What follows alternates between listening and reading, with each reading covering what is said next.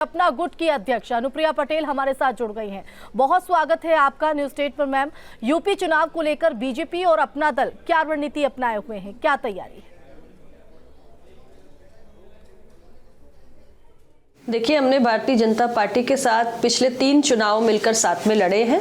चौथा चुनाव लड़ने की योजना बनाई है। 403 सीटों पर एनडीए गठबंधन अपने प्रत्याशी उतारेगा और निश्चित रूप से समय के साथ हमारे रिश्ते भी और बेहतर हुए हैं, हमारे संगठन का विस्तार हुआ है और दोनों ओर कार्यकर्ताओं की अपेक्षाएं भी हैं, जिसके बीच में संतुलन बनाते हुए का जो हमारे सीटों का बंटवारा है वो तय किया जा रहा है और पिछली बार से हम इस बार ज्यादा सीटों पर चुनाव लड़ने जा रहे हैं।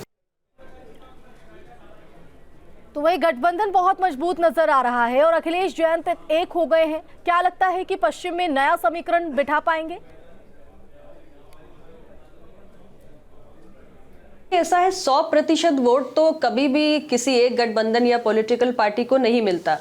तो कुछ वोट उन्हें मिलेगा, कुछ किसी और को मिलेगा, लेकिन जहां तक गठबंधन को सरकार बनाने से रोकने की दृष्टि से नुकसान पहुंचाने का सवाल है, मुझे नहीं लगता कि उत्तर प्रदेश के अंदर कोई भी गठबंधन या पॉलिटिकल पार्टी इस हैसियत में है कि एनडीए की सत्ता में वापसी को रोक सकती है। तो चुनाव से ठीक पहले बीजेपी को एक के बाद एक झटके लग रहे हैं और दिग्गज नेता पाला बदल रहे हैं। दल बदल की राजनीति से एसपी कहती है कि बीजेपी को बहुत नुकसान पहुंचने वाला है।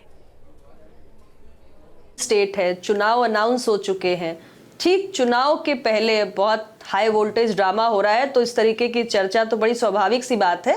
लेकिन मैं इतना ही कहना चाहती हूँ कि तमाम दलों में लोग आते हैं जाते हैं, लेकिन ठीक चुनाव के पहले जब हम 5 साल सरकार में रहे हैं, किसी पार्टी के साथ रहे हैं, थोड़ा पहले जाते हैं तो उसका इम्पैक्ट अलग होता है। लेकिन अगर ठीक चुनाव के पहले जाते हैं तो उसको मतदाता एक अलग दृष्टि से देखता है। मुझे नहीं लगता कि इससे हमारे गठबंधन की सेहत पे किसी प्रकार का कोई भी फर्क, कोई भी प्रभाव पड़ने जा रहा है। सीटों को लेकर अपना दल और बीजेपी अब तक क्या बातचीत यहाँ पर हुई है और कितनी सीटों पर सहमति बन पाई?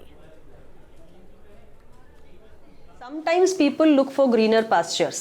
ये मेरी समझ से कारण हो सकता है कि कई बार क्या होता है कि हमारे अपने सीट पर हो सकता है पार्टी के इंटरनल सर्वे में रिपोर्ट बहुत पॉजिटिव ना हो, या हमारे अपने जीतने के समीकरण उतने मजबूत ना हो उस पार्टी के साथ जिसके साथ हम हैं, जैसे कि पिछले चुनाव में थे।